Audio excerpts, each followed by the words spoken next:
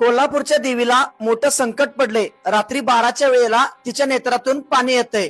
उगवत्या सूर्याला कोडं पडले। कोरोनापेक्षाही मोठी महामारी येईल। श्री हलसिद्धनाथ देवाच्या भाकणुकीत आप्पाची वडेमध्ये डोने महाराजांनी सांगितले। तर नमस्कार भावांनो, मी विशाल आज आलोय आप्पाची वडेमध्ये हलसिद्धनाथांच्या भाकणुकीला। या भाकणुकीमध्ये छत्रपती शिवाजी महाराज कोणाच्या तरी पोटी जन्माला येतील। भगवा झेंडा राज्य करील। उन्हाळ्यात पाऊस, पावसाळ्यात ऊन पडेल। मोठा जलप्रलय येईल। ऊसासाठी दुधासाठी राज्यात आंदोलने पेटेल। वैरण सोन्याची होईल। द्रोणागिरी पर्वतावर देव एका पायावरती उभा आहे। दुनिया नेहाळू लागलाय। त्याच्या पुढे आणि मागे अंधार आहे। आईचे लेकरू आईला ओळखणार नाही। शेतीचा भाव वाढत जाईल।